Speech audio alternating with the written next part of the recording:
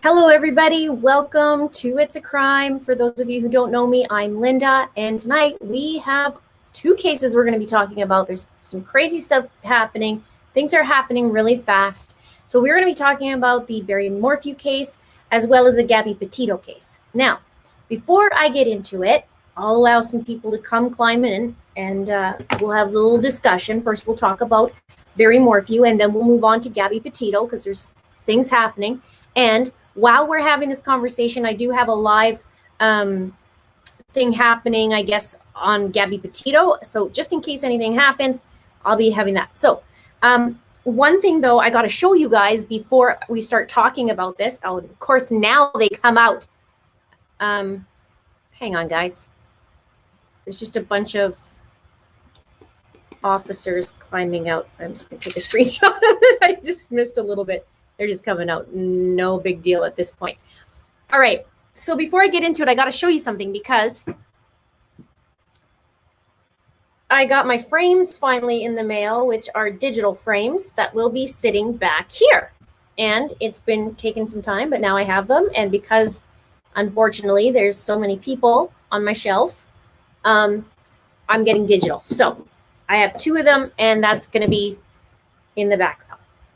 Now, hang on here, because, of course, I've been watching this thing for almost 3 hours, and I'm not sure they're going to be talking in the Gabby Petito. So, side note, what's happening, there's cops at Brian Laundrie's house, or his parents' house, and they've been there for the last 2.5 hours. And the moment I get on live, of course, yeah, they're leaving. Okay, so nothing's really happening. They did take brown paper bags in there. We're going to discuss the Gabby Petito case, but let's talk about Bear first, and then we'll go from there. And everyone's using, who are members tonight, they're using the chipmunks that I just designed today. It has a chipmunk with, well, I guess it's kind of a squirrel, but I tried. Chipmunk with the little handcuffs on their arms. So those are for the members. All right. So we've got that. Let's go into Barry Morphew's case. So today, the decision was made by the judge about whether or not Barry goes, his case goes to trial or not. So there's quite a few things that was going on. Let me pull up some of my notes. So first and foremost, Barry is going to be moving towards trial. He's going to be having his trial, and it's a ways away. It's May 3rd. To June 1st, they scheduled it for. Now, prior to that, on November 9th at 1:30 to 3:30 p.m., there's going to be a motion hearing of a discovery violation and also motion of violation of court to limit pretrial publicity. That's in November. So I am a little surprised. You guys can let me know, too, if that surprises you, that it's, in May. I find it a little far, but maybe that's just the way it is and the availability. Now, here's the part that a lot of people are a little upset about, So the DA asked for the bond to be set at $10 million. And the defense asked for $50,000 for a bond. And the judge says he wanted to meet in the middle. And in the meeting in the middle, apparently, is $500,000 cash only. Now, here's where people, and I'm included, a little bit feisty about this. Number one, he was a flight risk. Remember, he was set to flee that last day, I guess the same day that he got arrested. So people are a little spicy about that. And I'm a little spicy about that too. He was a flight risk. He basically was going to be leaving Dodge, so to speak. So instead, they give him this $500,000 cash only bond, which happens to be the same amount that Suzanne had inherited and put into the home. Now, remember, Barry sold that home. So he has some cash to bond out. Now, he can't bond out till Monday, I guess. There's some things, and somebody's not in court that day, blah, blah, blah, blah, blah. Yeah, that is bad math. Half to me is 5 million, not 500,000. That's just my opinion. But that's my opinion. So he has to wear an ankle monitor.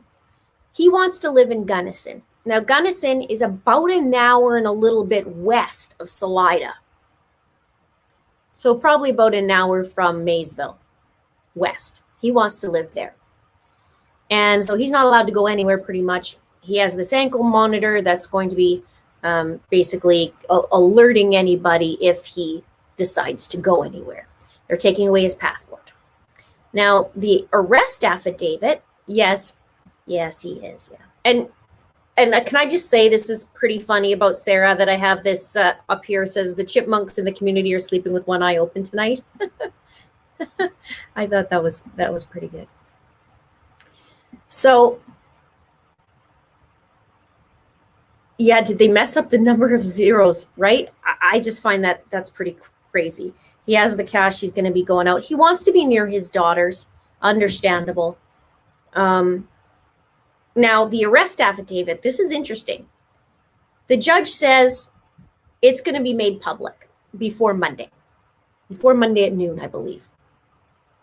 The defense said this arrest affidavit reads like a tabloid. Well, my opinion again, of course it's going to read like a tabloid, because you have somebody chasing turkeys and going after elk and squirrels and chipmunks, and it's probably going to be a little bit odd. But defense is upset. It reads like a tabloid. And they had redacted, basically, they said, we did our own arrest affidavit and redacted the bits of it. And the judge is like, yeah, no, basically, we're going to use what we're going to use. It's already redacted. Don't worry about it. And that's about that. Or that's about it. Depends if you're talking to Trezell or Kiera. So that's what I have, that part. Let me see what else that was interesting. Maybe I could read the exact tweet. So, because basically we couldn't be in there. We couldn't watch. Let me read. Okay. I want to read about this redaction because the judge says the court has redacted information from the arrest affidavit. I am not going to redact the affidavit further, Judge Murphy said. And he said it's going to be available before noon on Monday, or will be posted by noon. So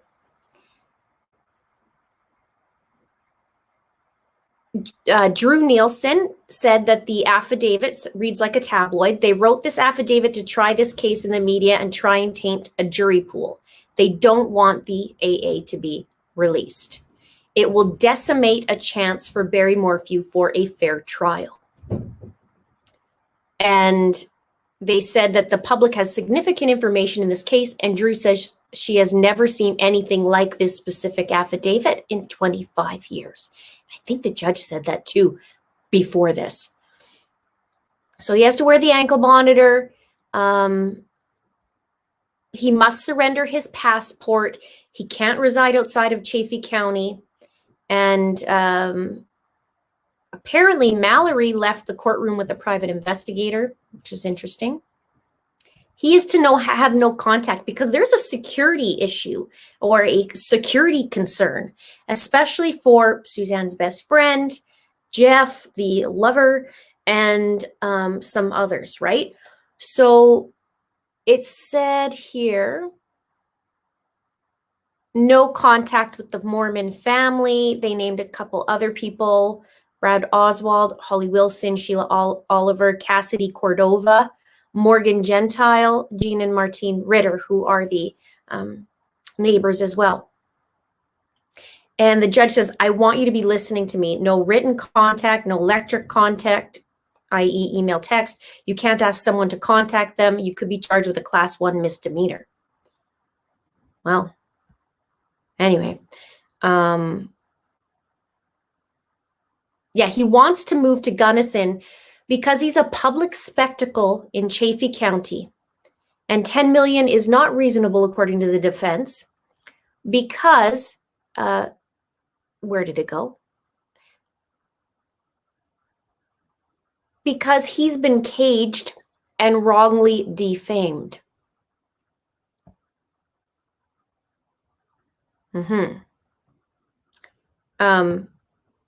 Barry said he is okay with any protection order the court puts on him, according to the defense. He doesn't have $3 million. They were chit-chatting away. A $10 million bond is a no bond. $50,000 to $200,000 typically in a class 1 felony case. The defense is asking for a $50,000 bond. Now, when I also went back, there was an assault case the judge was bringing up. And the judge asked about an assault case from Indiana. And it says, according to the DA, Barry Morphew is a significant danger to flee. He must surrender all guns. They also want law enforcement to be able to monitor Morphew's whereabouts. Judge asked if he had a criminal history in Indiana involving an assault case. And the defense said that the assault case was a disorderly conduct case and was dismissed. Barry has no criminal history. He's 54 years old. He is a hardworking man. He has family that supports him. His 2 daughters love him dearly. They want to hug him. What else did they have? A lot of, similar things. The judge ended up saying it could be, 3 things here, that Barry did something, that it could be somebody else. Well, let me find that as I'm scrolling the notes. I'll check in on you guys because I was reading for a bit here.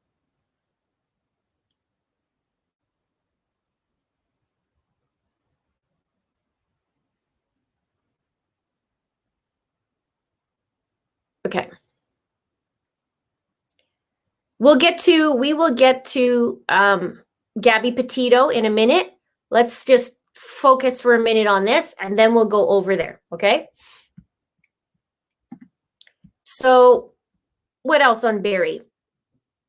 The judge says there's 3 things that goes against the defense's argument. He says, number 1, this is a probable cause hearing. A body is not required for homicide charges and a body is not needed as long as there is other evidence to prove something happened. So basically, okay, where do we go here? I know I'm going backwards. There's a lot to copy over today. This was interesting. They talked about Barry's comment about Suzanne snoring, and they brought it back to the tranquilizer. The deputy DA said Barry couldn't say bye to Suzanne because she isn't there. That's their argument, right, on May 10th. Oops. Oh, apparently I'm going to be arrested. Do you guys get this too?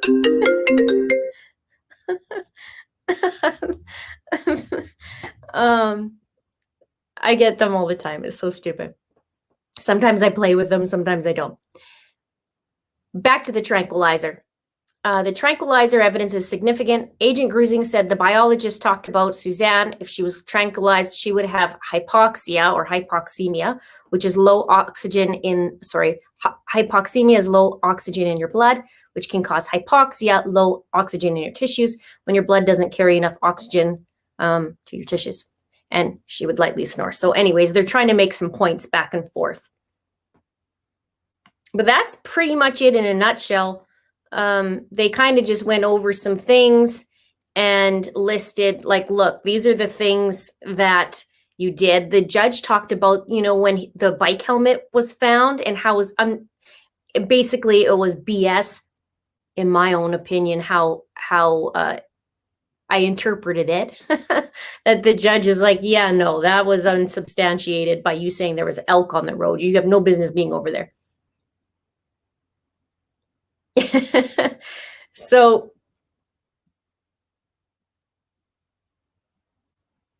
Blondie B says, love those calls. I troll them. Yeah.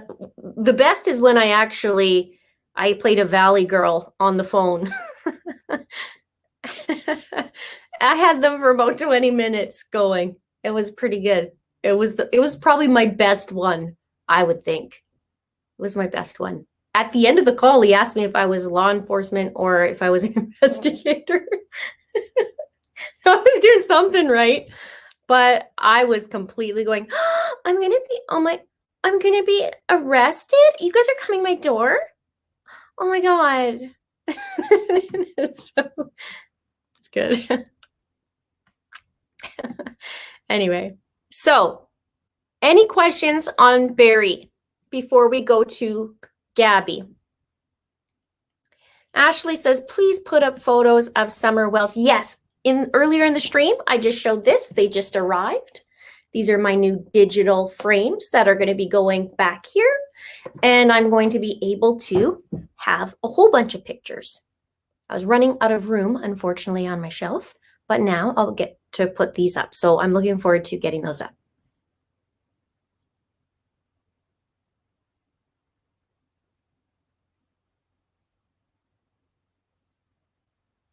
Okay. So, yes, court discussion made about Barry. Recap before we move on. He is, there's a $500,000 cash bond only for Bear. And so he's eligible for bond now. On November 9th, between 1:30 p.m. and 3:30 p.m. Mountain Time, there is going to be a hearing on two motions. One, motion hearing for discovery violation, and the other one is motion of violation of court to limit pretrial publicity. And May 3rd to June 1st, 2022 will be the trial. So we have a ways to go. Now, interestingly, that'll be around the 1 year mark that Suzanne had been missing. So it'll be 2 years. I'm sorry, 2 years. Wow. So that's good for that part. Thank you so much, Susie. I appreciate that. And thank you so much, Amy Gibbs. 2 year, that's crazy, isn't it?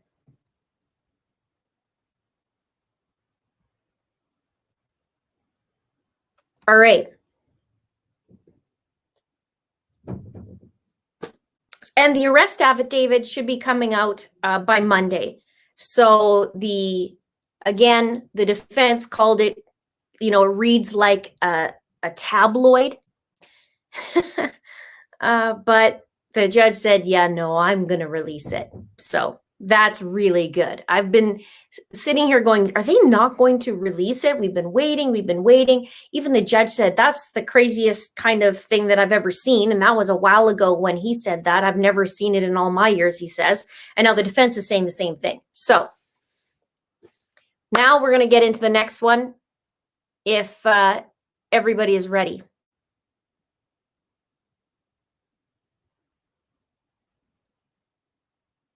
Emma says, Linda, Brian Laundrie's on the lam for his lawyer. I don't know about that. Where is the, where do I see that? Because I've been watching tonight. He wasn't in the parents' house. I don't know if that was true though. Okay, so let's get into that because I'm sure you guys are chomping about it, right?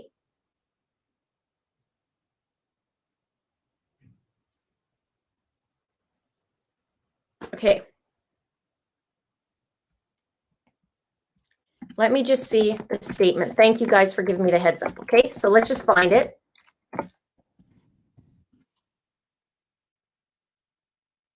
I don't see that yet. Okay.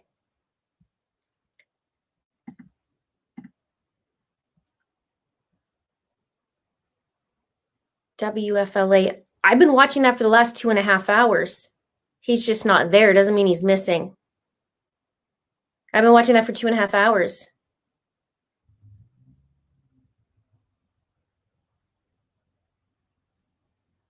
Okay, let's get into Gabby Petito because everybody is, okay, now looking for both. Here we go. Great. Now he's missing. See, I need a link, guys. I need a link for sure. just show me a link just so I could see exactly what their wording is. Because 2.5 hours I've been watching, and they didn't say. They said he's not there. And I know new stuff keeps Dolphin Bombshell. Oops, they said are unknown at the moment, and he is missing. Okay, but I've been watching for 2.5 hours, and it's just that the news don't know. They don't know where he is, right? Oh, it came up missing after you went live. Okay, well, we'll see that. Okay, we got to show me a link. Let's check that out. Let's lock that down because I had a similar thing happen. Okay, let me tell you this. In Justin Evans' case, I was on the phone call watching court. And on the court, there was a blurb at the end where Kenneth McKinney, they didn't want to plea him out. They didn't want him to make a plea that day. And Kenneth is going, well, why? I want this to get this over with. They said the Crown's not ready for you. And at the end, they said maybe it's because they want to talk to the victim's family. But that turned into that's why they don't want to hear him plea that day. But it wasn't. They said maybe, right? So I'm very particular in the wording. So so we got that. Okay. So there's a couple things. Number one, there's a woman coming forward. And for those of you who don't know Gabby Petito, she's a 22-year-old young female. She has been, I guess the last time she spoke to her mom was August 25th via FaceTime. And they kept in contact often, a few times a week. They would chat, text, FaceTime. Her mom knew her itinerary, and then it just went silent. Her boyfriend/fiance came home without her on September 1st. So there's been a hunt for Gabby, and she wasn't reported missing until September 11th, where her mom reported her missing because it's been some time since she heard from her. Not from Brian. Brian's quiet. He did not report her missing. He didn't come home with her, and he drove her van. So there's a few things very interesting about it. So Miranda Baker today was talking about, that was this morning, she gave Brian a ride. And she said it was the 29th of August from Grand Teton to Coulter Bay at 5:30 p.m. Let me see that. Okay, I'm reading my chicken scratch notes. And he offered them $200 to give a ride for 10 miles, which is interesting. She said to them, Miranda, as they're driving, that they had been in the area for multiple days. When she got to Jackson Hole, she said he became agitated, different demeanor, said, I want to get out. I want to get out. So she pulled over, he got out, and he said he was going to go hitchhike and get another ride. He needed to get out right now. And that was about 6:09 p.m., she said. She said he had a backpack, a long sleeve. He was wearing pants, hiking boots. He didn't look dirty. She said he had some scruff. And she said for someone camping for several days, he didn't smell, he didn't look dirty. And he had told them, the drivers, or the owners of the vehicle, that he was camping in the middle of nowhere along Snake River for days. And all he had was a tarp. So where's the vehicle at this point, right? Where's the vehicle if that's the 29th? That's odd. And she said he didn't have a phone, but I don't know if that it is he didn't have a phone.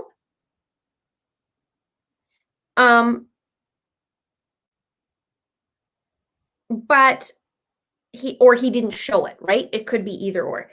But interestingly, and let me know in the comments below. I saw the body cam, the full two hour, whatever it was, body cam footage. And in the beginning, he said, I don't have a phone.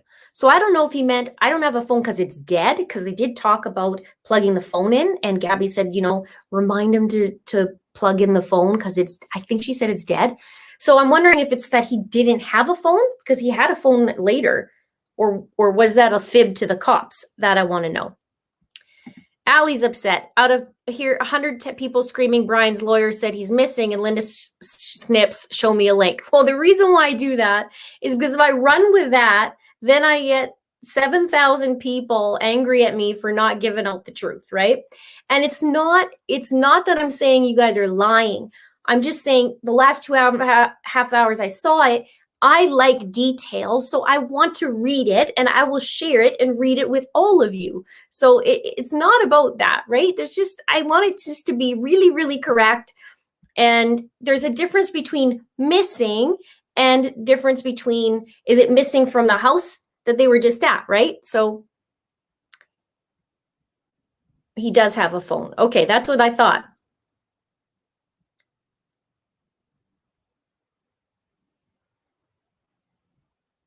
What part of Florida did they live? Northport. Now, August 29th, not enough time.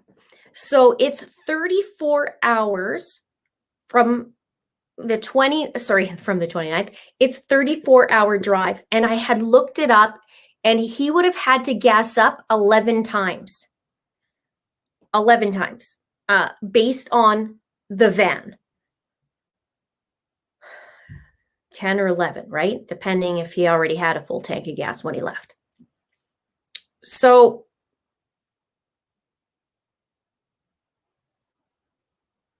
'29th, 30th, and then we forgot this 31st, right? Because of my last video, I think I said the next day, but it's not. There's 31 days. So 29, 30, 31, and then the first he got home. So really,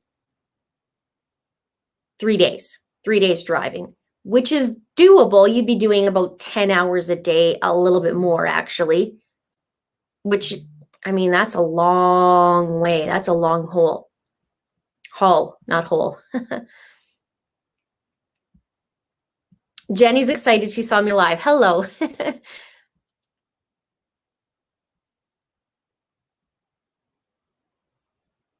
So now the last area that they were together in that we know is Grand Teton National Park. And Gabby said that to her mom, Nicole, that they had made it there. Her last post was August 25th in Ogden, Utah, against that beautiful butterfly background wall.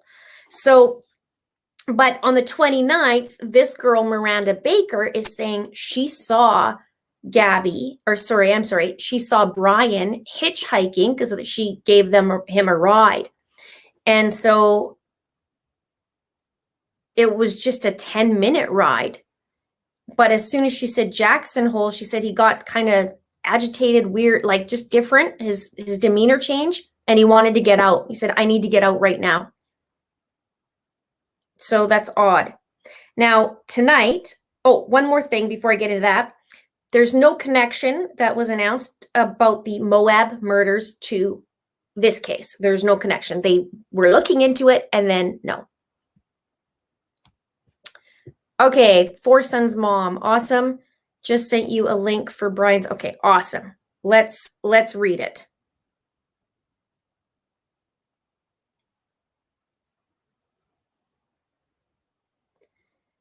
Okay.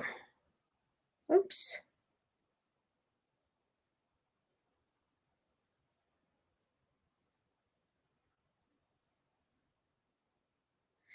Attorney for Brian Laundrie, be advised that the whereabouts of Brian Laundrie are currently unknown. The FBI is currently at the Laundrie residence removing property to assist in locating Brian.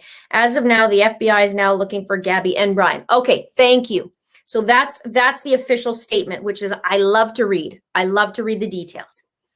So now that we look back with this 2.5-hour footage, things make sense because it was announced that the family, so Brian's parents, requested the police come to the home. My understanding, that's what they announced. it was at the parents' request to have the police come to the house. They were seen bringing in brown bags, which are evidence bags. I don't know if they came out of the house with the evidence bags or, things in it, but they were bringing it in. They also, I saw them go into a Ford Mustang. They looked in the car and in the trunk. But that was about it. There was somebody or a couple people in the comments saying they saw them maybe take something from the car, but I don't know, and I don't know what it is.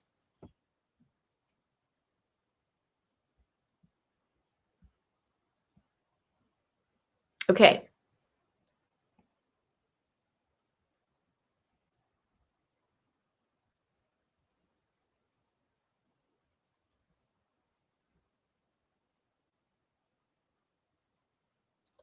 It was getting dark in there too, so okay, so that's that. And then there was also now tonight, let me read this to you because there's a business owner that saw Gabby and Brian into her store. It says an owner of a local shop in Victor, which is Victor, Idaho, says Gabby Petito and Brian Laundrie came into her store for nearly 20 minutes. Brian and Gabby came into Rustic Row. They told me they were traveling from Florida. They had just been to Teton Park, and they said they were interested in going to Yellowstone, and I told them they could go to the west entrance. They seemed happy, and when they left, she hollered back from the door that they were engaged, and then I said, congratulations. She told East Idaho News she reported it to the FBI after she saw Petito all over the news. The owner of Rustic Row said Petito and Laundrie spent about 15 to 20 minutes in the store and came in either on August 25th or 26th in the afternoon, which let me just check here because Ogden, Utah.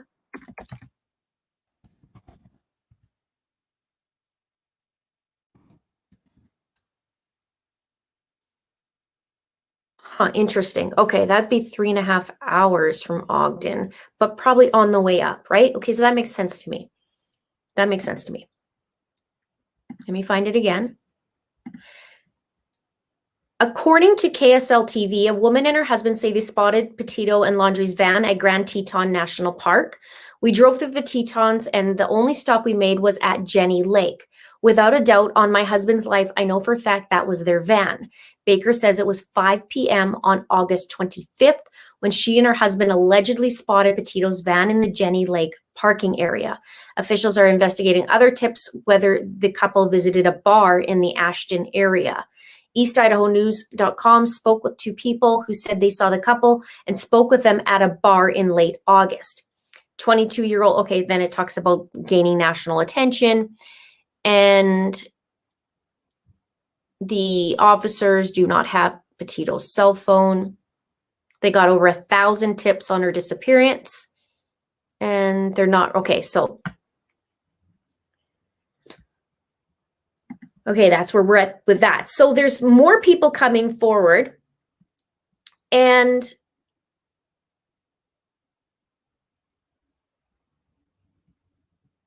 let me see where you're at here.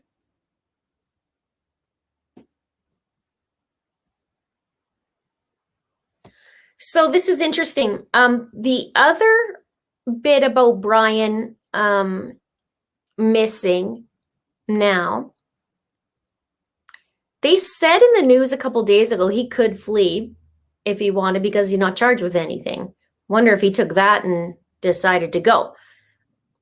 But there's a couple other things that I wrote down. I'm going to do this in a video because I spent the last 2 days working on this as well.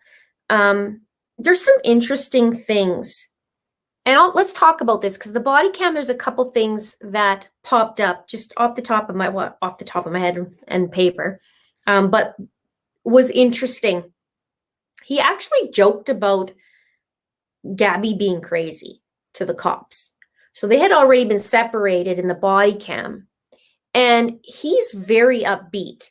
And he says to the cops, she's crazy, and starts laughing. And the cops actually said to him, let me pull that up because that was interesting. Well, first he says, I hope she doesn't have too many complaints about me.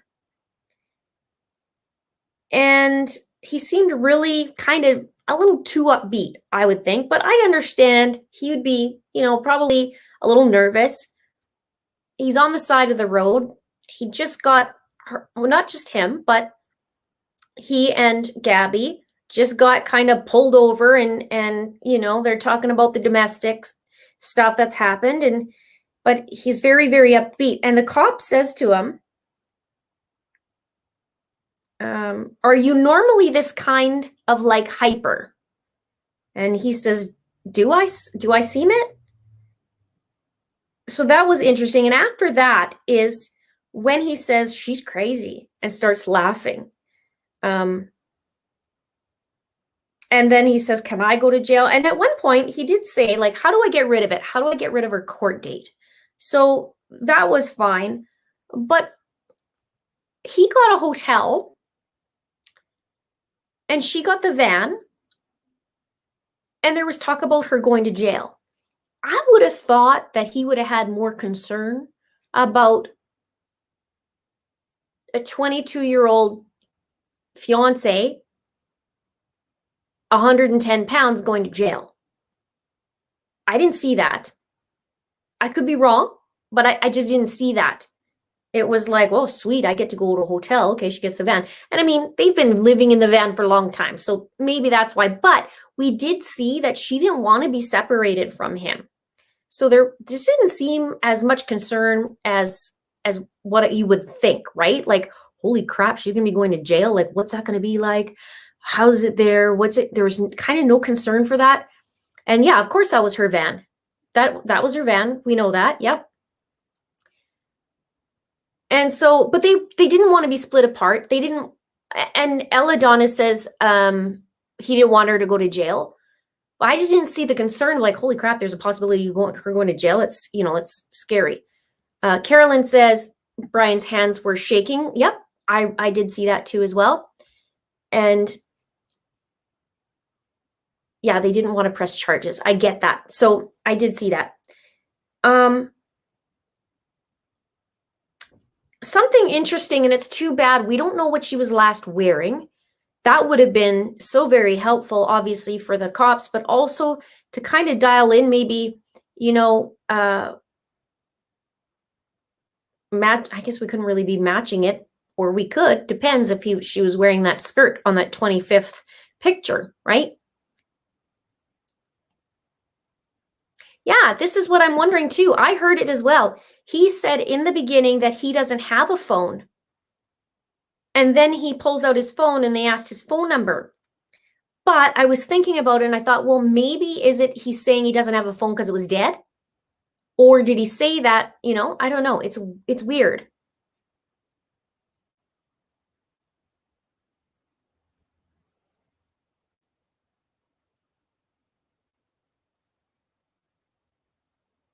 So there's a lot of little things in there too. And he was going 15 miles over the speed limit.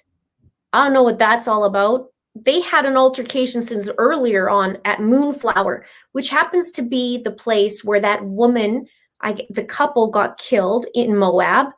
And it was just a couple days after they had this altercation at this Moonflower co-op place, a natural food store. And the girl, Kylan, worked there. However, they just announced tonight that it wasn't in connection. There's no connection to it.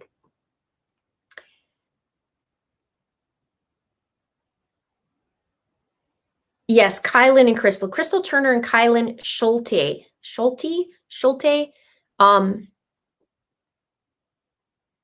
They were murdered and at a campsite area. So, but there's no connection now. So that's done. Speed limit was 15. He was going 45. I think 15. I thought over it was, but okay.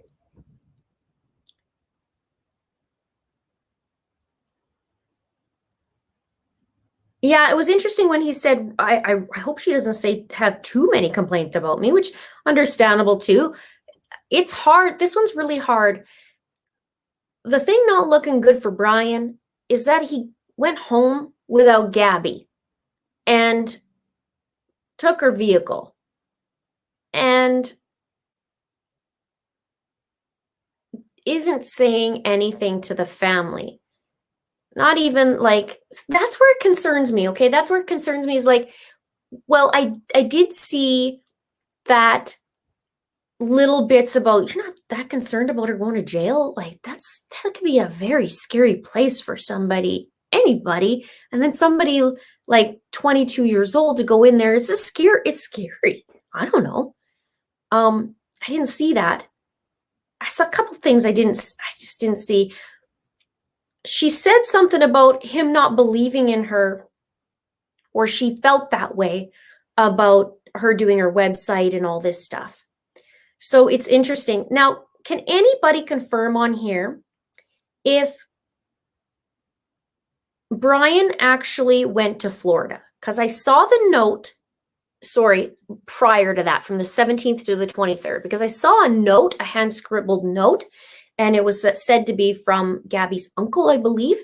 But was that ever confirmed that he was away? Because I don't hear any of that confirmation that he was gone from the 17th to 23rd. He could have been, but I'm curious about that. I'd like to read more about that and put those dots together.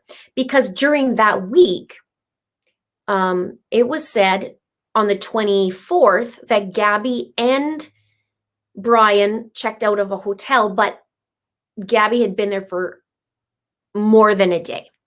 So I'm thinking, okay, well, maybe that's the time from the 17th to 23rd that Brian allegedly left, that she stayed at the hotel instead of camping. You know, she's in a safe spot. Plus, she has Wi-Fi because on the 19th of August, she put up her video on YouTube, and she's going to need some Wi-Fi on that one.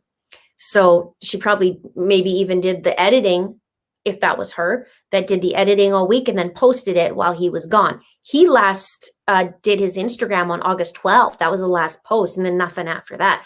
I'm not so sure he's crazy about the idea about social media, because he had mentioned about media. I can't remember in which post it was I read that he wasn't too happy about media and this and that. So I'm curious that if he wasn't really that keen on doing these kinds of things, on that, just maybe my own observation. But I'm curious about that time. Oh, hi. Hello, Dr. Debo. Cherry, love my girl, someone we can always depend on. Thank you. So nice to see you. I haven't seen you in a while. Thank you so much.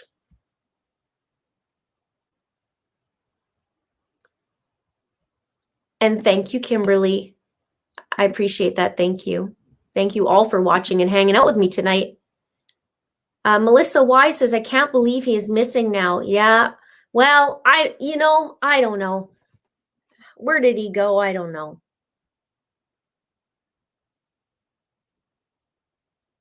Okay, so Brian also was back in Florida sometime in August, supposedly to empty the storage unit, which is now emptied out. Do you know why he wanted to empty out the storage unit? Like, what's that all about?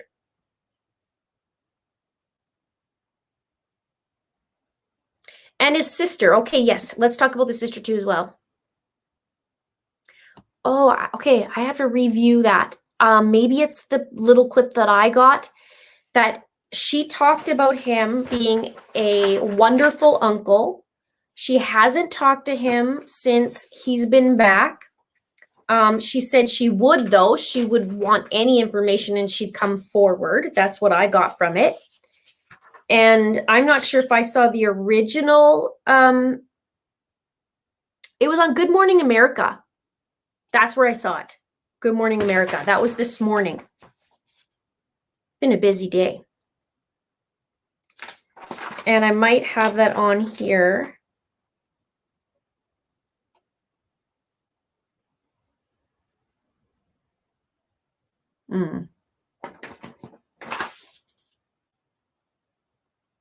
Bear with me here. Yeah, Good Morning America. Cassie Laundry hasn't spoken to him. Was a good uncle, wonderful uncle.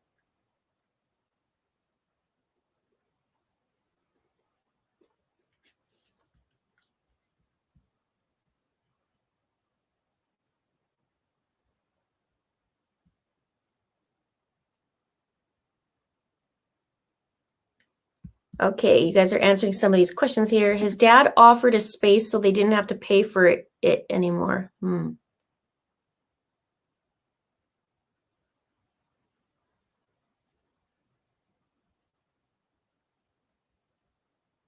Dr. Grande talks. Okay, I gotta still watch Dr. Grande. Yeah, so this is it. This is an interesting. I'm glad, Tony Lombardo. I'm glad you're saying this. So the parents call the police because their son is missing now. They couldn't be bothered with police to help Gabby. WTF. It's interesting how this cycle has turned, because we did hear tonight on the news when there were a whole bunch of people actually, and the news were at Brian Laundrie's parents' house. And they did say that Brian Laundrie was not there. And they did say that the officers it was requested by the family. So it's interesting now that they are in the same situation potentially, unless Brian's just gone for a few hours to figure it out and he doesn't know what to do and whatever, and they know. I don't know. They seem to know a few things, right? They didn't want him talking. So that's so sad. Over 2 years being with a woman and she's missing and you're not saying anything. So I question, why is that? Not even what she was last wearing, like anything. I don't know. I mean, maybe that would incriminate him, possibly. He does have a right not to say anything. But if you set that legal aspect aside, what about the moral aspect? Like, the love of your life is missing. Where is she? And here's another point.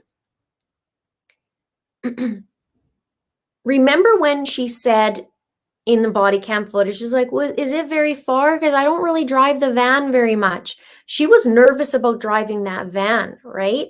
So if Brian was hitchhiking, where was Gabby and the van? And which also reminds me, on the 29th, so we have 25th at Grand Teton, right? Another girl came forward who is Gabby's friend. And she says her birthday was on the 29th. Gabby was supposed to meet up with her and celebrate the birthday, but she never heard anything from Gabby at all. And basically, she thought she was ditched or whatever, right? Or maybe not ditched, but she didn't show up. So she's wondering what the heck's going on, because it wouldn't be like Gabby to do that. And that was the 29th. Let me go back to she chatted on social media, and Gabby Snapchatted to go to Yellowstone. There was also the weird text that her mom got. And at the 30th, the text said, no signal in Yosemite, which isn't supposed to be that. It's supposed to be Yellowstone that they were heading to. So I'm curious about that too. Was that a quick text? Was that shoot, I meant to say that, but I actually came out as Yosemite? Was that an SOS thing? Like, texting, and the mom knows the itinerary, so why is she saying Yosemite? Like, what is it, right? I found that interesting as well. Or was it Brian that had the phone and texted that? There's a couple options that I was thinking about, maybe that it could be.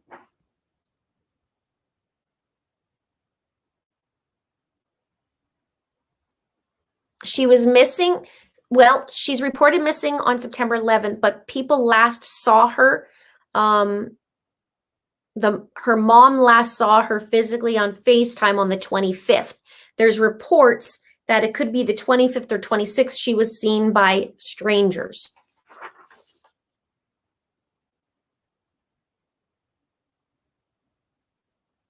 Yep, this is very, very possible. Maybe he's just hiding from all the attention, not actually on the run. Could be.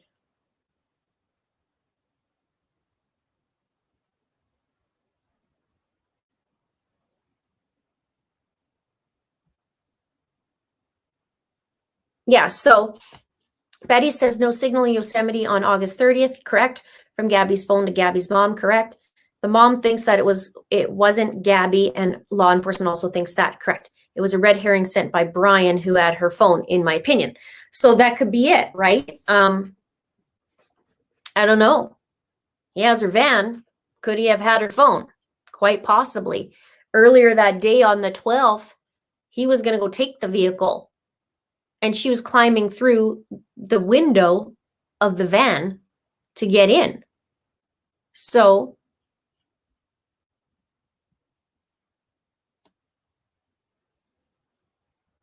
correct. Yeah. Their final Instagram post are highly suspicious. I noticed there wasn't the hashtagging that they normally do.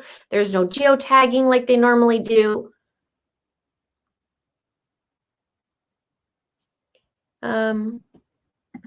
Someone said that Gabby ordered pizza from her dad to her and a man when Brian was in Florida.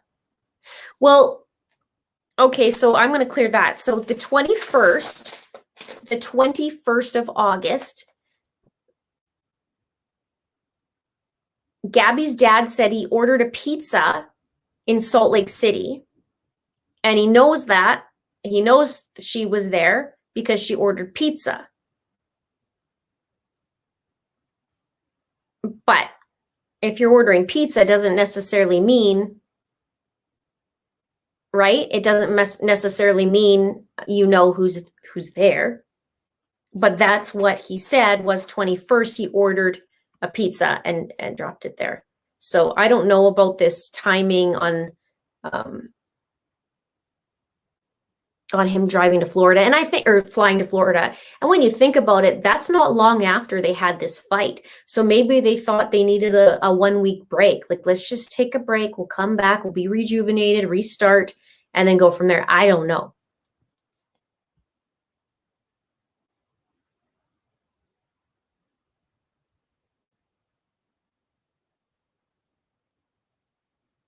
Pizza can be vegan. It just depends.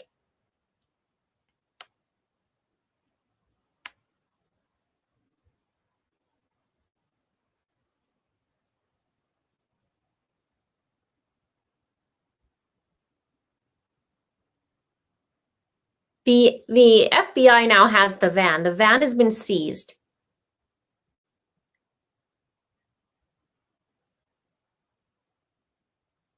I did address the woman who was on TikTok talking about picking up Brian and giving him a ride. He offered them $200 to go 10 miles. That's interesting to me, especially when, and I mean, it was a couple weeks later, but when the cops asked them if they had enough money to be in a hotel, he's like, oh.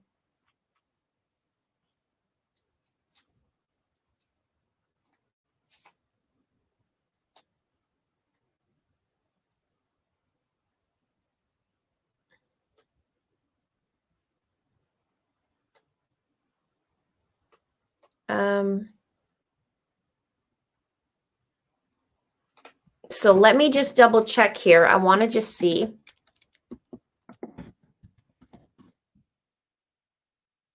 Okay. I wonder if the parents know where he is, or, well, I guess they don't, if they're phoning the cops and requesting their presence, which is interesting.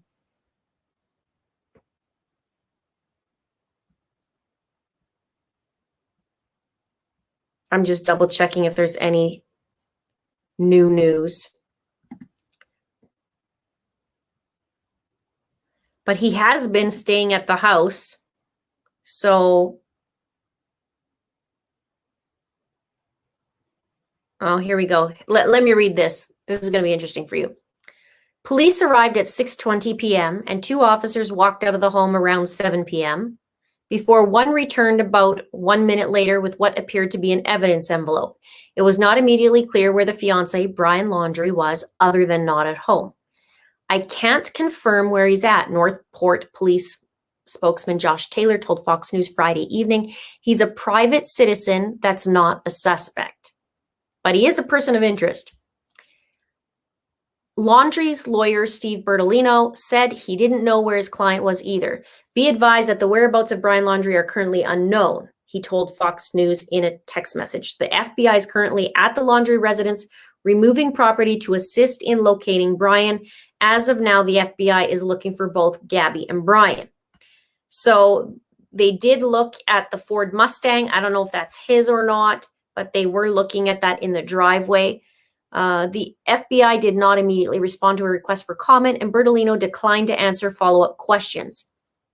Officers eventually cleared protesters and media off the lawn, but they remained huddled outside, at times chanting things like, "We want answers" and "dirty laundry."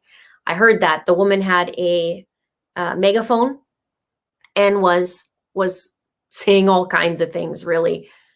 At one point, she said, "Bring out your coward hands, bring out your coward self," and come, or something like to that effect, to come out. So she was quite loud. Northport Police tweeted that investigators were speaking with the family at their request, but were not talking to Laundrie, who was named a person of interest in Petito's disappearance because he wasn't at home. At one point, 2 officers looked into a silver Ford Mustang in the Laundrie's driveway. Police walked out again around 8 p.m., returning to the house moments later with another bag.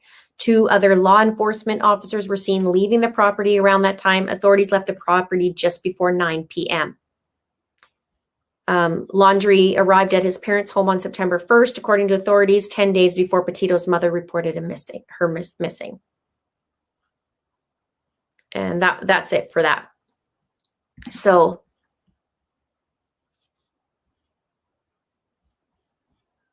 we'll see if he turns up in the next day, or if he just went to go camp outside, or I don't know, somewhere and get away from it all. I don't know.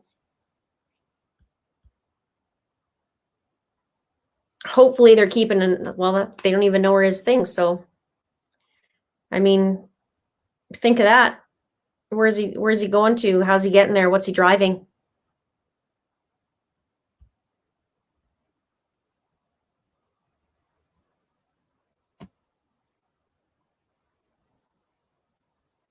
Patricia says, maybe he left the home so his parents wouldn't be harassed at the house. Could be. Could be as simple as that. Why did it take Gabby's mother to report her 10 days after Brian returned? Because she was getting texts back and forth for a few days. And then it was her understanding that they were going to be in the Yellowstone area for a few days. And so she thought maybe they didn't have Wi-Fi or any connection, like no service. And so she gave it a few days, and then she tried Brian, she tried Gabby, they didn't get back. And then she decided to report her. So that's what happened there. And the family's known Gabby and Brian, and they've been together for so long, a few years, right? And so they would never thought that he was going to leave her somewhere and then just go home. But, it's like, well, we haven't heard from either of them, and I know I gave it a couple days because I thought maybe they wouldn't be in service, but we should hear from her by now, and then didn't.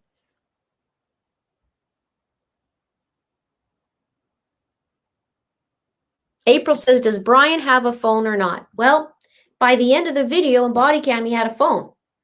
But he said he didn't have a phone in the beginning. I don't know if he meant he didn't have one because it's dead right now, or he didn't have one, and fibbed. I don't know.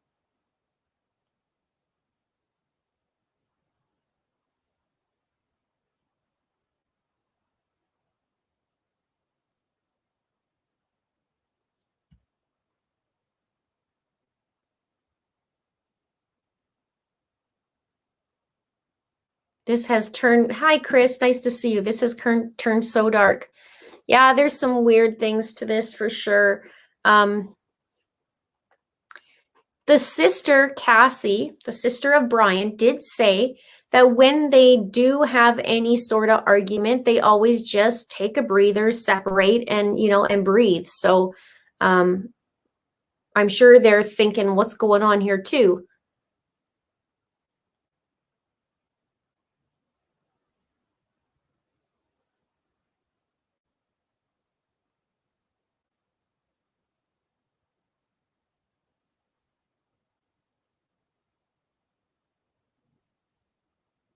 Yeah, didn't Brian go? Yes. Okay, so somebody said, didn't Brian go to the van to get Gabby's phone? Then they brought it over, but then he had one in his pocket.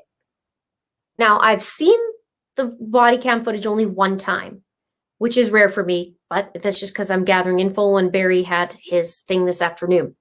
So I have to go over it again and take another deeper look. But there was a few things that stood. I was like, what? I thought he said he had no phone, and then he's bringing out a phone. And they even asked what the phone number was. So I just wonder if he just meant it was dead, you know?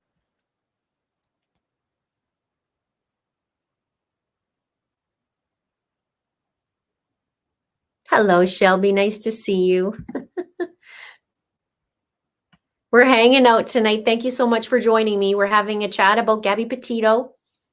And earlier tonight, we talked about Barry Morphew. And so this case is very, very bizarre. 2.5 years being with somebody. I gotta wonder what the heck happened. Why is he being silent? Why wouldn't he just say where she is?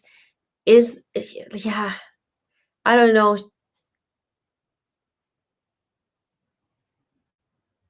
I wondered if the family paid for the hotel.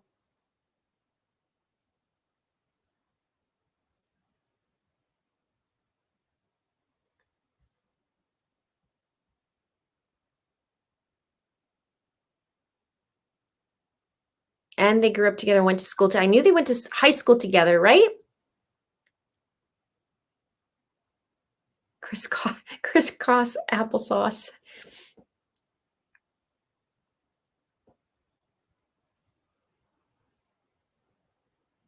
Thank you, fellow Canadian. Nice to see you. Thank you.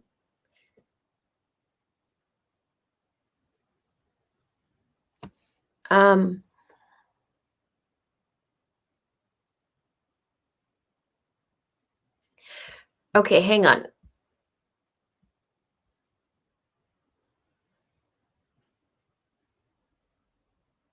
There's so much going on. And, you know, I'm just about to do a video and then there's more stuff in the news. So I was gathering as much as possible. Tomorrow, I'll have an official video so you can see this more. So it's not so scattered and we're not chatting everywhere. I know some people love the live stream. Some people have a hard time with it. It's nice to chat live. But I do also like to put it, you know, nicely in a little package in the video so you can watch it and you see the events. And then also I do more connecting of dots there, right? It's a little bit easier and you guys can see it. One of the things, there was a couple interesting things more. Brian, it's assumed it's Brian, had a Spotify list and it was said that it was shared with Gabby, but the playlist was after September 1st, which is when he arrived back home. And there was a couple different songs that was very interesting. One had to do with an angel, the girl's an angel. Another one, I don't even remember now. Look at that. I'm trying to recall, but there was some bizarre words, and maybe it might be nothing, right? It was interesting. The type of music, I didn't think it would be something that, I don't know, maybe they would listen to. Maybe it was more him than her that would listen to it. But it's from this one, not author, artist, Matt Berry.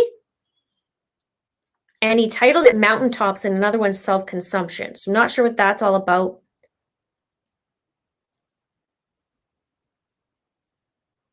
I'm reading here.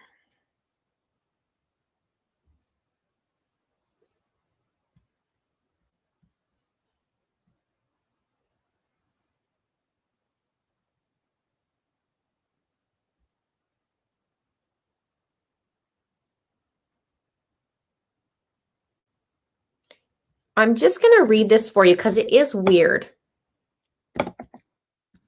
And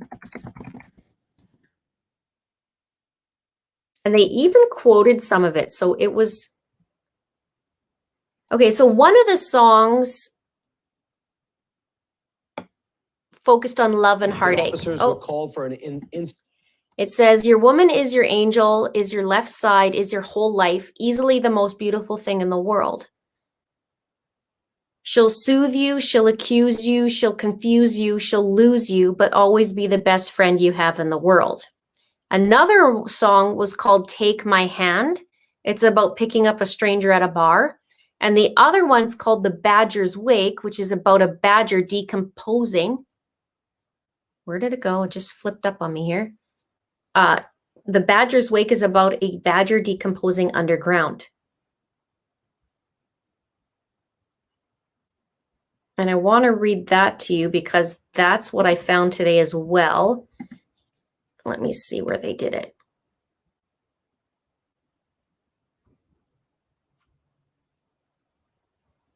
Yeah. So one of the lyrics says, the smell of a badger's death in the ground leaves a mighty hole. So they've been picking up on that. That was made after September 1st or on September 1st when Brian arrived home. But August 31st, there was a song list called Self-Consumption. So interesting that as well. I haven't seen the Spotify list. This is just what I see in the news.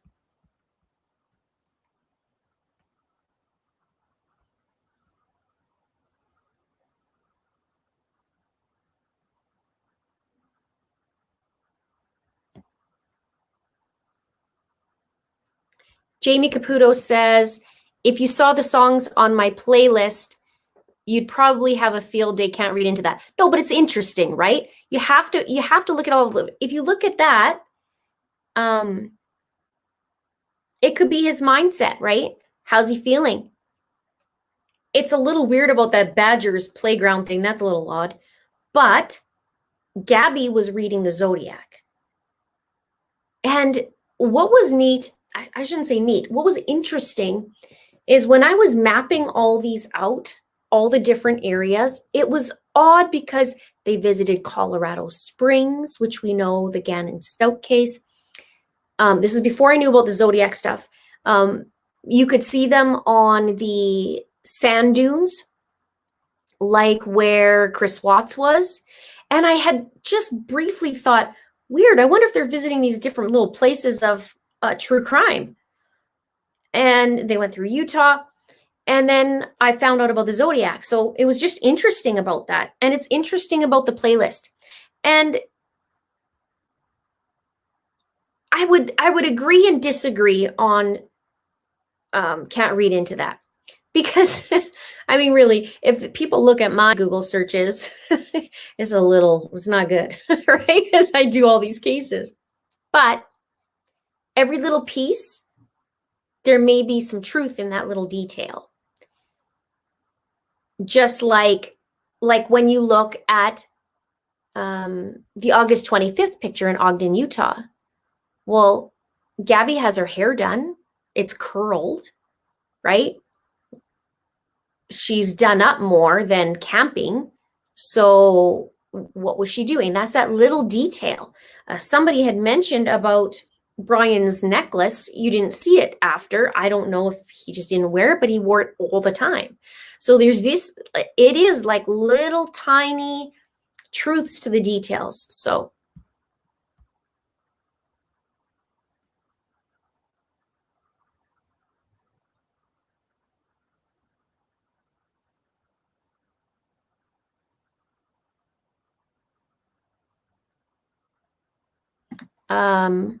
listen, Linda, watch WFLA News Channel 8 Live now, police updating with reporter.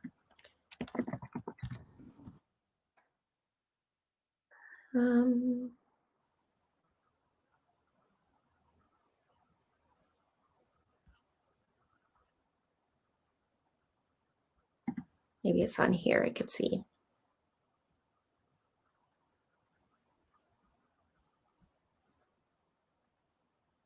Okay, so they're talking about police entering Brian Laundrie's house. Let me just see.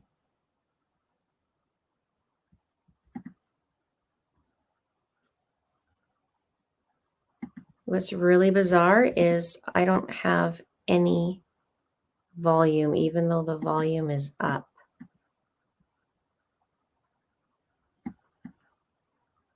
Okay, so they're just going through that.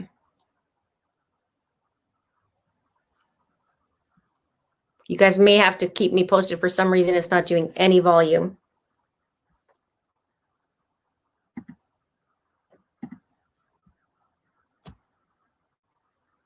Carolyn says, I go to sleep every night listening to Forensic Files. What does that say about me? Well, it says that you like the Forensic Files. Yeah, it might not mean anything, but Barry Morphew was listening to Forensic Files while he was driving his truck. And there's a stark difference. Is your partner missing? Right? And he listened to one in particular that was about a person missing on a bike ride. So that would be important because he created that narrative, in my opinion, that the bike was there, right? The whole crime scene. So it is important. So it's just all these little things. I know that Brian has some interesting drawings. Does that make him do anything? No. Could it? Maybe.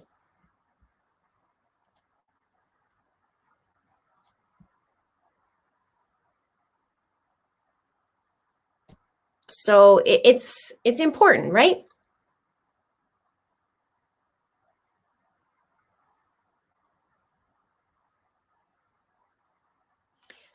Jules Marie says, Linda, do you know if Gabby's dad spoke to her when she asked him to order food?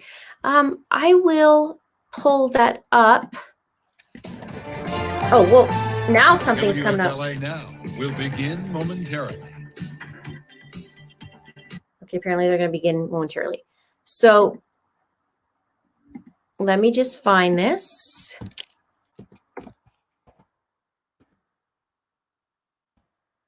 I'm sure I had it.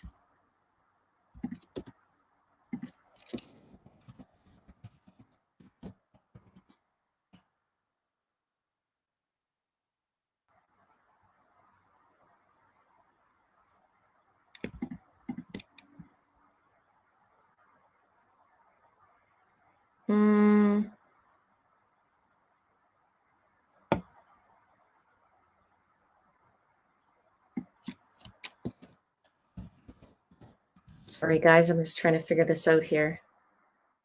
Here we go. I think.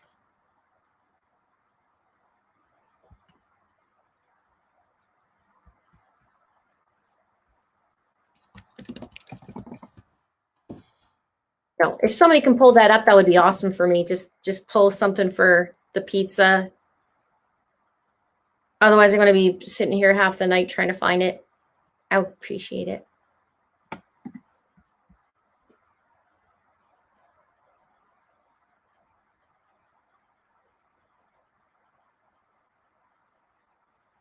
Unless I find it on my phone, might be even easier.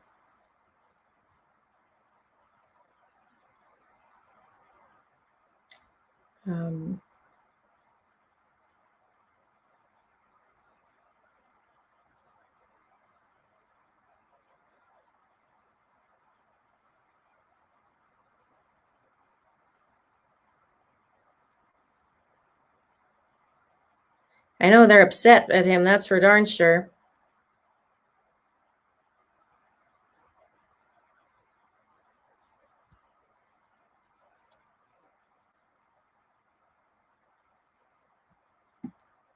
In Brian's Utah reel on IG, he mentions no Wi-Fi as one caption, same as Gabby texted her mom last, no service.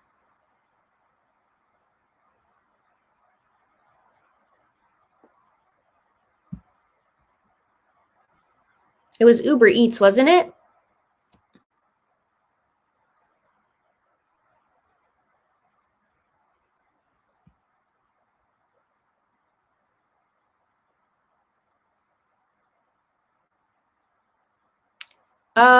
The last verifiable communication from Gabby was on the 29th. With who? Yes, Gabby's father paid for the pizza. Yes, I knew that. Okay, it was Uber Eats. So I heard, that's what I thought too. But I'm trying to find out where I read that. And so I just wanted to know the detail that he said. Uber Eats.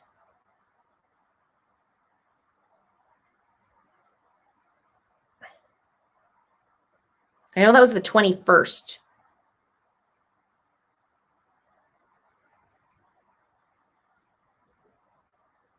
I believe he said.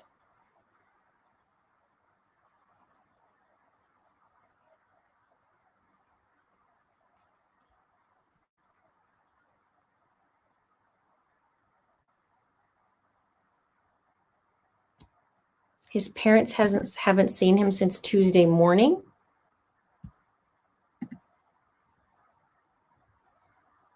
$14th.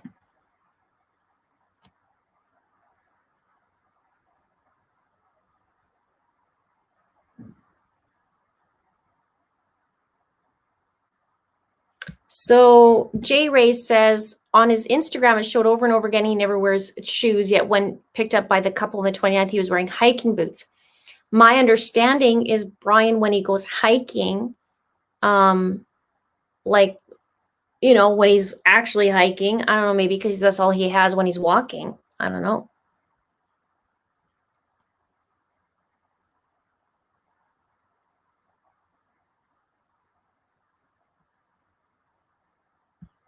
Okay, let's see if I have this again on.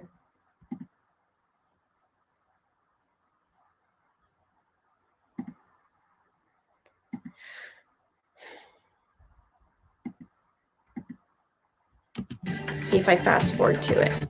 Out to a house with staying at family, and we're in the middle of an investigation that could result in the death of a little girl. So I got some questions about them as well. But at the end, the focus in this case is about finding Gabby.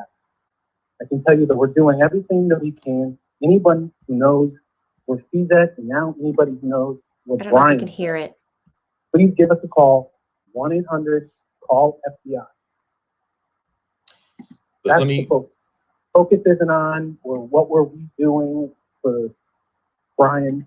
We'll deal with Brian. We will deal with it. We have to find Gabby. I want to ask this question on behalf of our WFLA News Channel 8 team here, Josh. Did the family call Northport Police and say that they haven't seen Brian since Tuesday? And if so, what time frame on Tuesday? When is the last time the parents saw Brian based on what we know here tonight? Well, you're right. And I appreciate that question. I don't know they're going to be breaking that news right here. The detectives have been back, police departments in that location for 45 minutes. We're going to get together. We're going to figure out the details. We'll work every ounce. There is no stone left unturned in this case. And we'll have that information. Believe me, we are as transparent as a law enforcement agency that there is on this planet. And as soon as we can get something out that we think will help find answers in this case, there's obviously things that we know about that we're not just running right out to whoever to explain and give some of those details out. We have to hold back some of that information, but we try to get it out quickly as we can, as accurately as we can, in order to help. The final goal here is to find Abby. If we need to make somebody pay for what they've done, we'll do that too. Josh, it was 5 minutes before you called in here. And again, Josh Taylor, everybody with the Northport Police Department joining us here on WFLA Now to address all the folks that are joining us here regarding Brian Laundrie's disappearance. I was saying here that I have high confidence in law enforcement here in Florida. I have high confidence from federal, state, local authorities that you're going to track down Brian, that you're going to do everything at your disposal and use every tool and means necessary that you can to track down Brian Laundrie. But my question is, when you do track down Brian Laundrie, what next? What legally is the next step? Because does anything change if you can track down Brian now? At where we were last, he was a person of interest. You could not arrest him or charge him with any crime. So if later on tonight, if you were able to, with 100% certainty, track down where Brian is tonight, what can you do from that point forward? If we track Brian, the parents have reported in it. If we find Brian, we can pick him up, we're going to drop him back off the parents. We'll attempt to talk to him about the case. He has a Fifth Amendment right. The Constitution, we don't rewrite here in Northwood. So we'll go through that. and we will make it an opportunity against him cause. We'll find, at the end of the day, we're going to find the answer to the state. We're going to find Gabby, and we're going to find whoever. Josh, I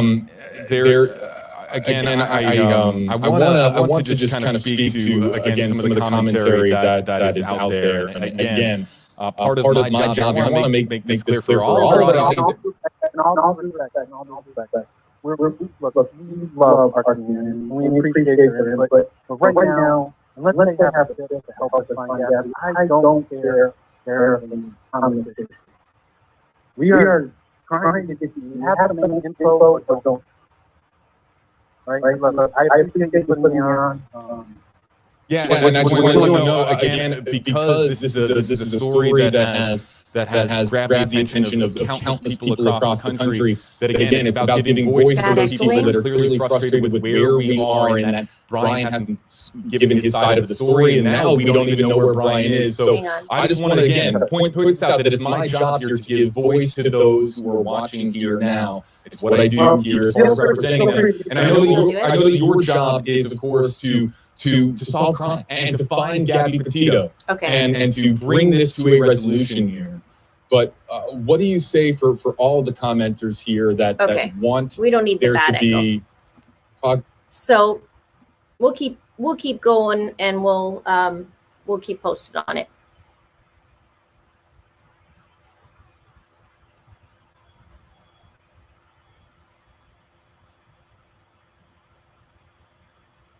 I can't mute my mic because I can't, because that's part of my it's actually part of my Mac. So we'll solve that issue. Don't worry. All right. So right now we won't do the video. They're talking about opinion right now, so we can catch up later. And I'll be doing a video for tomorrow. We'll get that out. Make sure we keep an eye out also for Barry's arrest affidavit as well. What else can I tell you about this? Oh, yes. Pistachely. Oh, good one. Okay. I like your hair. Okay. Anyone see the book he was reading in their pictures? I saw the Zodiac was being read, and I don't remember anything else yet. So let me know if you know.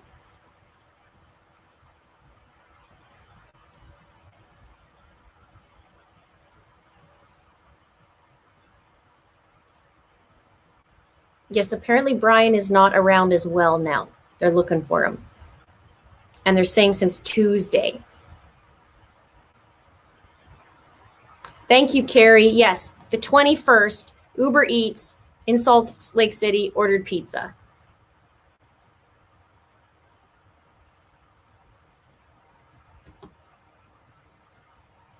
Thank you so much to mods tonight, too, for hanging out.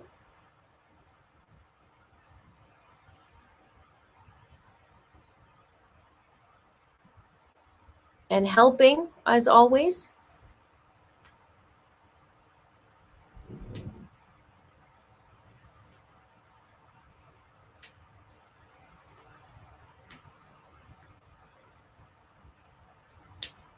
Any updates on Justin Evans? Yeah, they're going to be a little bit next week. We'll see if I do a live stream on that. I might do a special live stream. So there might be that. And for those of you guys who haven't seen, these are going up this week. These are digital frames. I'll be able to put them on here. Hopefully get less flash on that as well, so they could see. Mods are marvelous.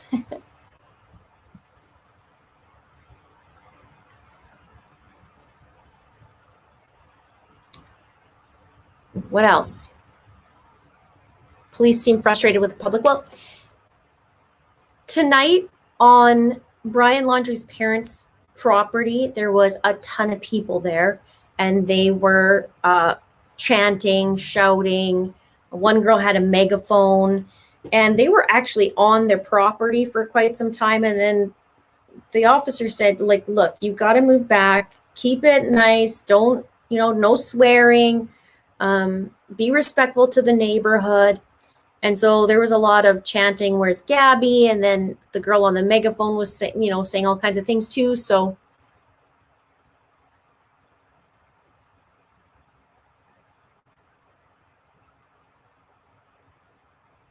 yes, I talked about this early, Stacy, that Brian was offered $200 for a 10-mile drive. Yes. And he rode in the van, or sorry, he rode in the vehicle where he hitchhiked basically with these people. And then as soon as they mentioned Jackson Hole, he wanted out and said, pull over and just pull over. I want to get out. Thank you, Cat's Eye Beauty. Janae says, Linda, your live streams and videos are so excellent. Thank you. I would have liked if Barry's bond was higher, but he's going to trial. Yes, we would have liked that to be higher for sure. The positive thing is he is going to trial. That's going to be on May 3rd to June 1st. So it's a ways away, but we have all the arrest affidavit to go through. That's going to be coming by Monday by noon. So we'll keep out for that.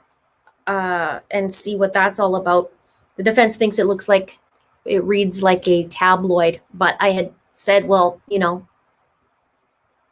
your person's looking for turkeys and squirrels and chipmunks and a bear and a mountain lion and elk.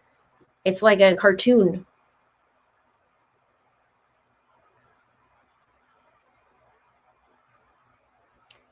Any thoughts on the married women who were shot camping near Gabby and Brian? It was announced tonight that there's no connection. The odd thing that happened was that Moonflower Co-op where Gabby and Brian were, and they had that altercation and somebody called the cops on them. That's the same place that Kylan Schulte worked, and she was one of the victims. And so that was bizarre, right? Because it was all around those couple days. But they did state tonight that there's no connection. So that can be set aside.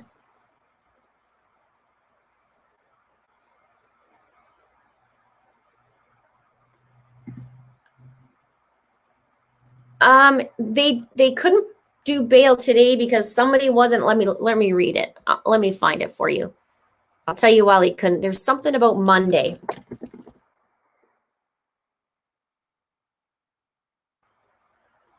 The defense has made another affidavit. Okay. The bond can't be posted until noon on Monday because there's no private probation here today. So nobody to deal with it. So you had to wait till Monday. And then he has to wear an ankle monitor.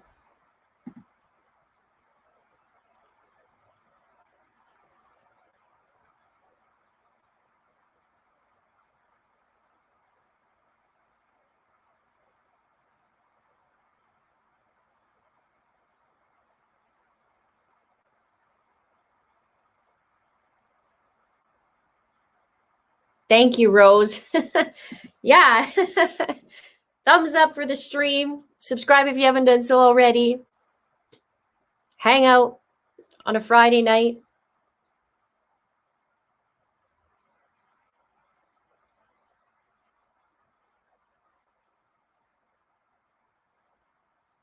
This is very, very, very concerning. Can you imagine, just imagine for a moment Gabby's family going, wait a minute, why is her fiance not speaking? Why didn't he just say, we got into a fight, I don't know where she is? Why didn't he phone? Why didn't he pick up the phone? Why didn't he just text? What's going on? Why is he sitting at home and the van is back and they're supposed to be on vacation? What's going on?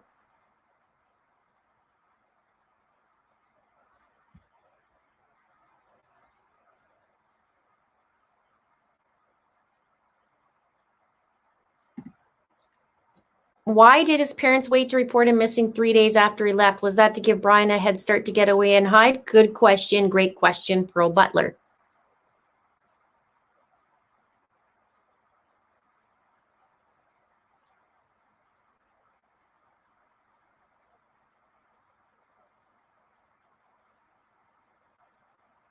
Who doesn't understand the fifth?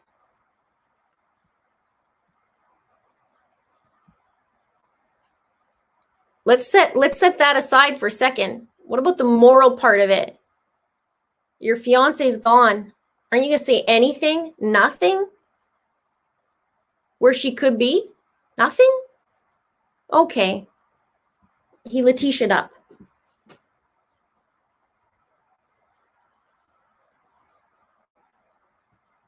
Yes, KH.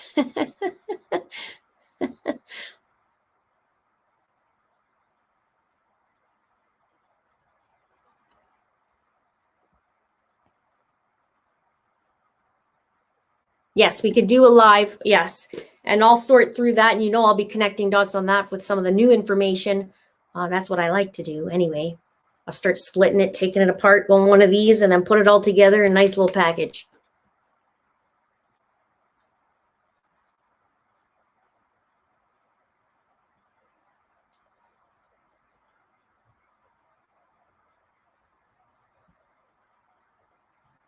Love that.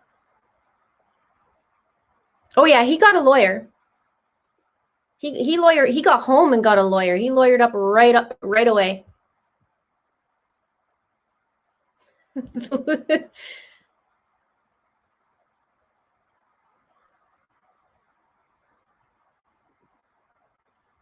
How did the van get home? He drove it home.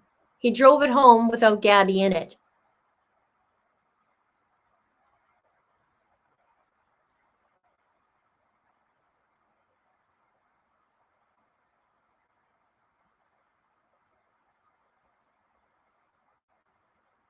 Okay, wait a minute. I see somebody mention somebody. I'm trying to see if she's in here.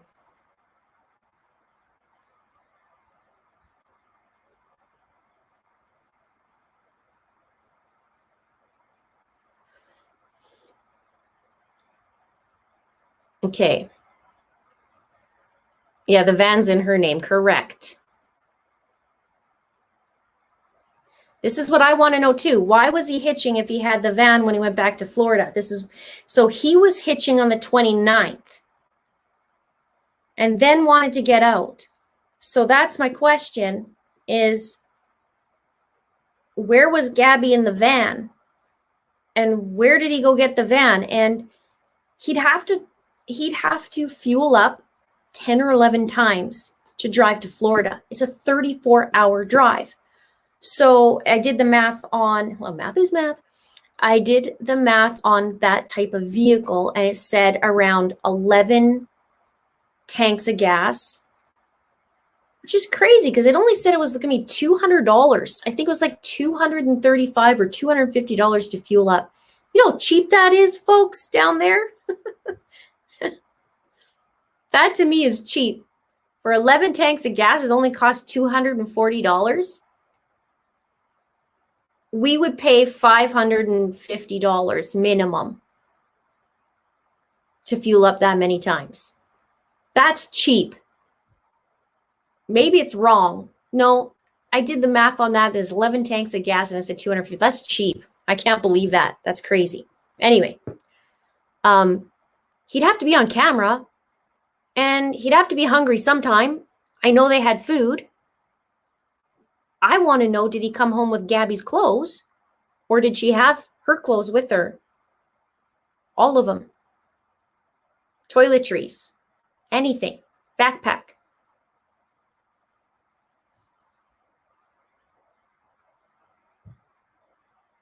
Thank you, Hi Spy. Okay, Brownbeard says, my truck is $95 for tanks. I think that sounds low for them or for that. So maybe it was just the site I was on because that was crazy. I'm thinking, like, I drive a little car and that was $50 a tank. $50 a tank. Some are $75 for that. Still, that'd be like $800 going home.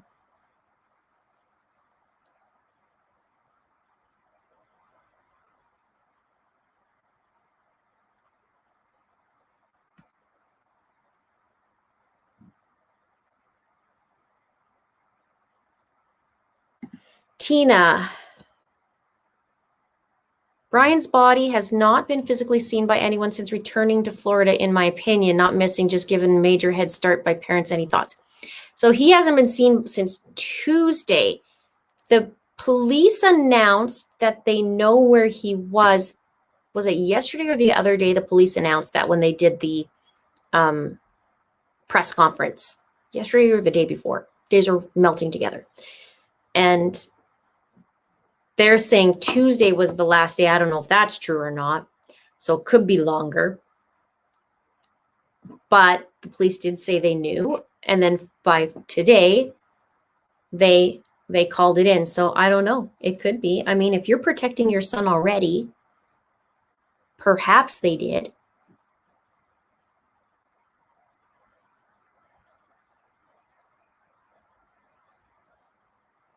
Stacy says, I can't imagine how much self-control Gabby's dad is using to stop himself from making those cowards talk by any means necessary. Yeah, I think the whole family, even Gabby's stepdad too, is just like, they just, nope, we're not going to answer that.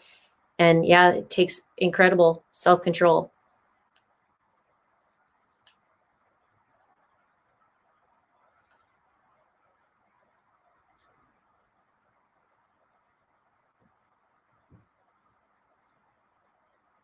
Van is with the FBI.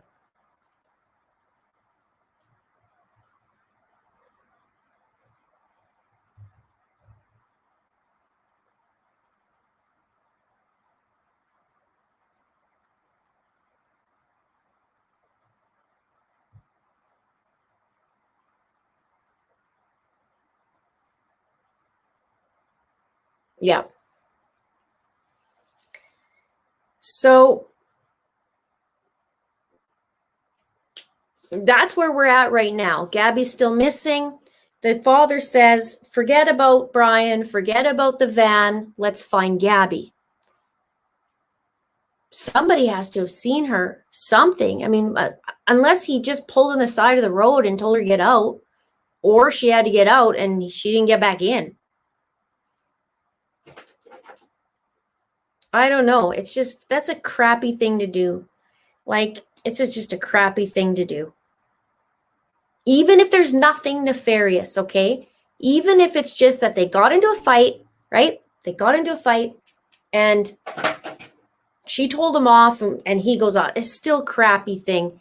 Your fiance of 2.5 years, love of your life, you don't leave her anywhere. You don't leave her anywhere. Even if she tells you, F off, leave me alone. You don't. Because logic would be, no, I'll give you a break, okay? But you're getting back in this van because I love you and I don't want anything bad happening to you. And, whatever. So even a best case scenario is still not good. It's still not good. Or, hey, you know what? Or this. I know she's going to be mad at me. We got into a fight. She wants me to piss off, for lack of a better term, right? She wants me to get lost. Okay, I'm going to pick up the phone and I'm going to call the local authorities and just say, me and my girlfriend had another fight. She's going to hate me for this, but I need to make sure she's okay. Here's where I need you to go. Why doesn't that happen? That could have happened. Oh, you don't have a phone? Go to the gas station. Hey, man, just got into a fight with my girlfriend. I want to make sure she's okay. It's going to be dark out. She only has a backpack. I don't know where she's going to go. She has no vehicle. Make the phone call. Why not? It's a 34-hour drive, according to my map.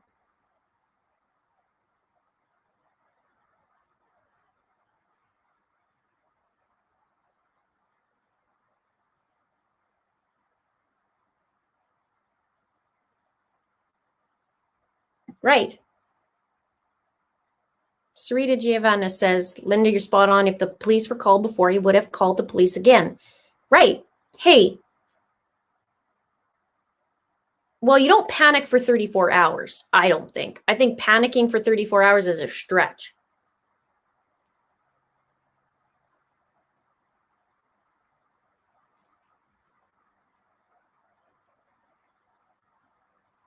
Okay, so hang on, let me get this out. So Grand Teton National Park, okay, to Northport, Florida, shows me 34 hours driving, 2,363 miles. That's what it says on mine. So, and if that was the 29th to the 30th to the 31st to the 1st in 3 days, if he left on the 29th, but that would be still 11 and some hours per day straight. So it'd take him 3 days. And in their treks, even though it was, seeing the sights, in the treks, they did like 4 or 5 hours. I think one time it was a 9-hour drive. Other than that, it wasn't very long.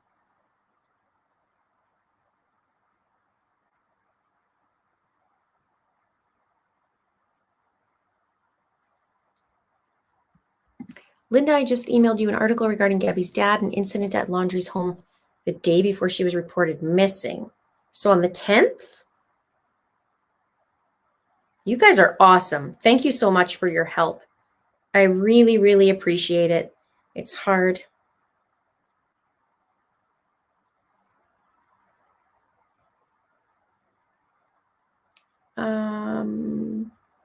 Tell me what time you emailed me because it's everywhere. I have so many and I'm trying to find you.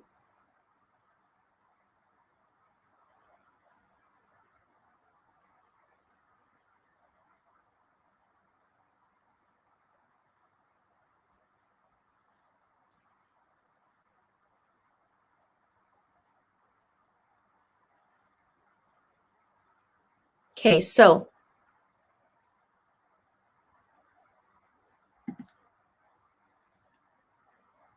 yes, I read that article too, but he can't talk about it because of the investigation. Stepdad was at Brian's house. Oh.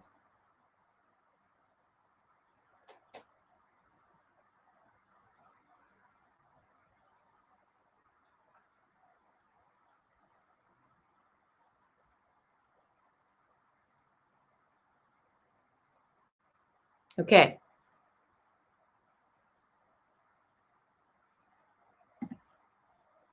Okay, weird. So when I did that on a gas trip calculator, that's what it showed me. It showed me starting location and ending the round trip using that make and model. And it showed me how many on calculate my trip.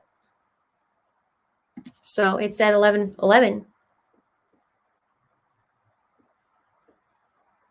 But that makes sense because it's only 2,300 miles or something. I guess it depends. He has a little bit of a lead foot, so maybe it would be more.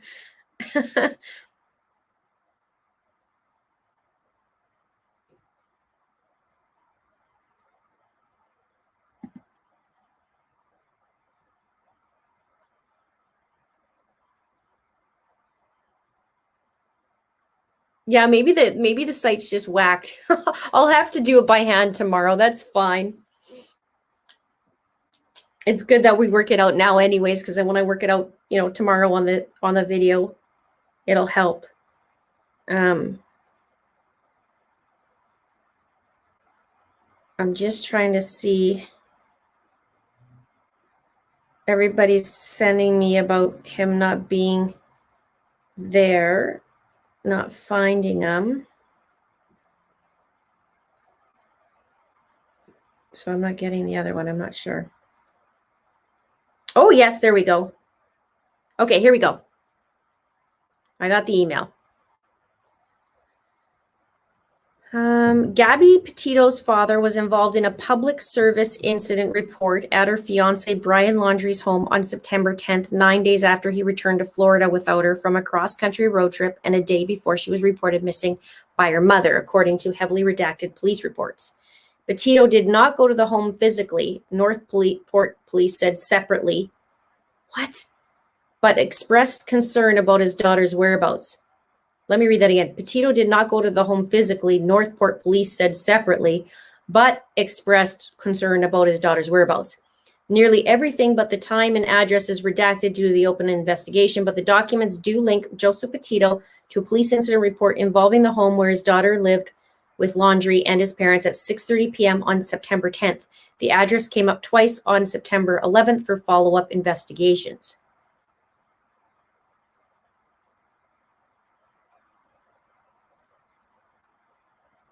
Brian got home on September 1st, and we didn't even realize he came home alone or was even home until September 11th when reported her missing. It wasn't unlike them to go for a few stretches without checking in, but I still can't believe he's home and won't tell us where our daughter is.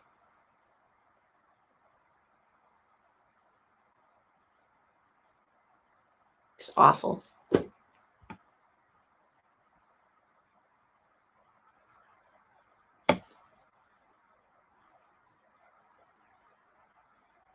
You guys want a link to that story? Sure.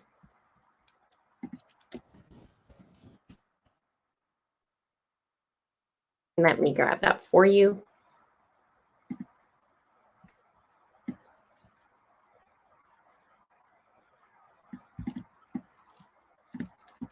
Okay, it's coming.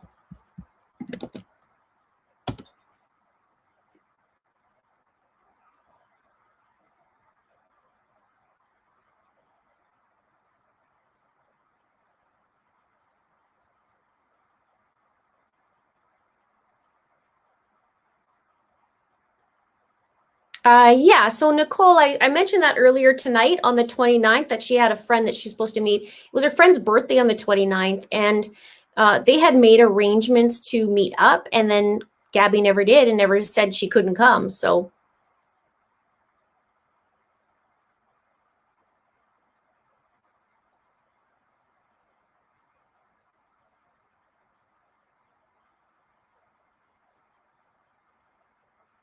Captain Caterpillar is correct. He's allowed to leave the country if he wanted. That's correct.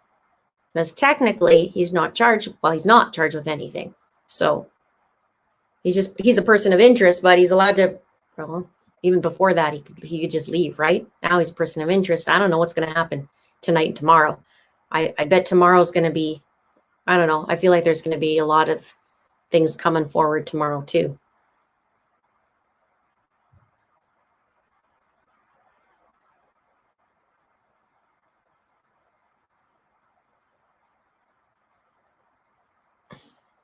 Yeah, so this is what I was asking too, but it has been announced now that his whereabouts are unknown.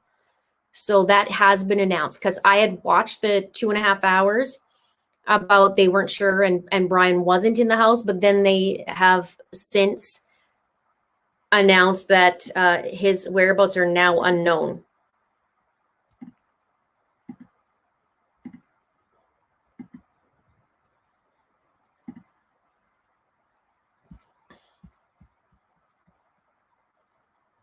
Let me come back to here there so I could see you guys.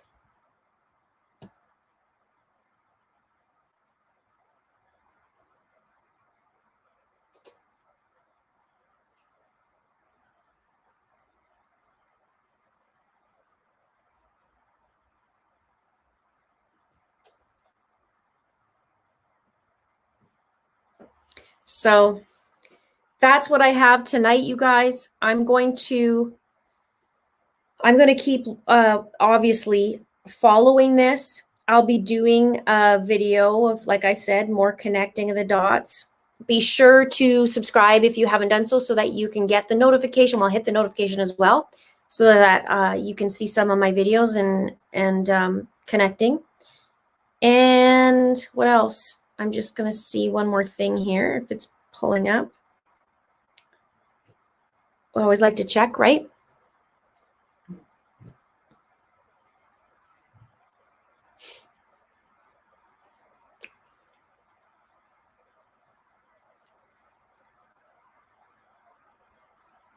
I wonder how he got, this is a good question.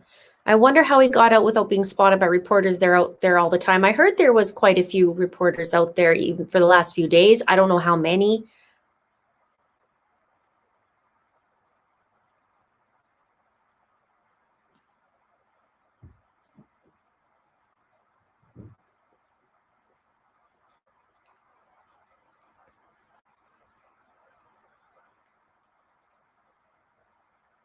All right.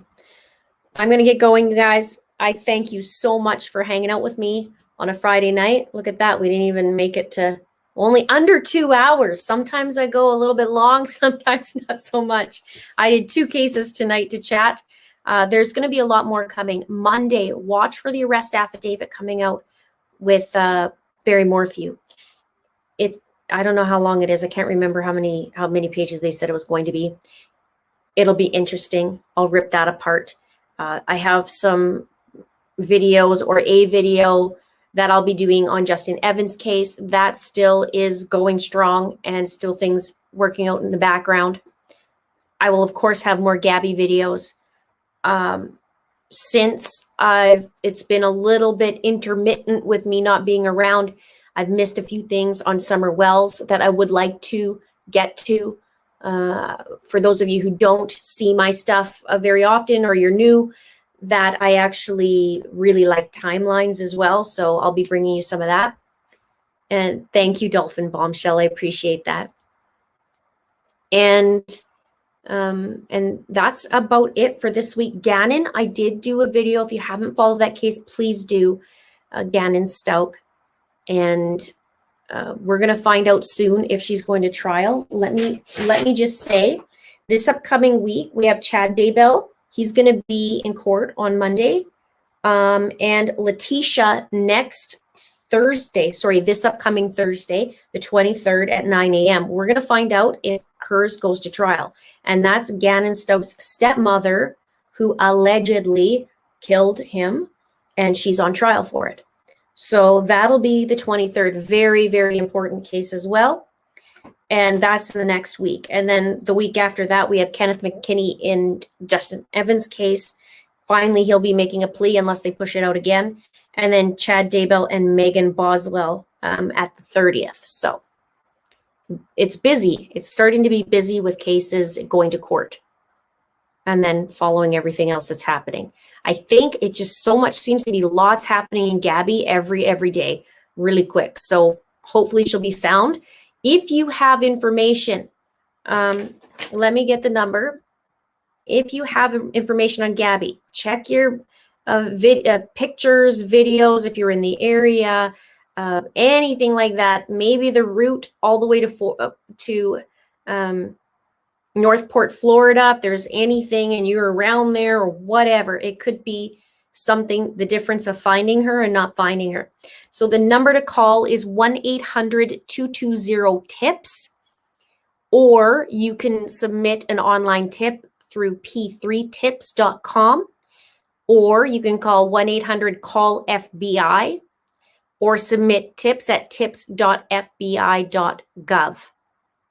I think I got that. Northport Police, 941-429-7382. That's important. Submit. It could be something tiny and you might think it's not a big deal, but it's a big deal. All right. Thanks so much for joining me tonight. We'll see you in the next video. And for the members out there, I will be booking a member live all in the next few days, and also a Zoom. All right. Have a great night. Have a great weekend. We'll chat with you soon. Bye.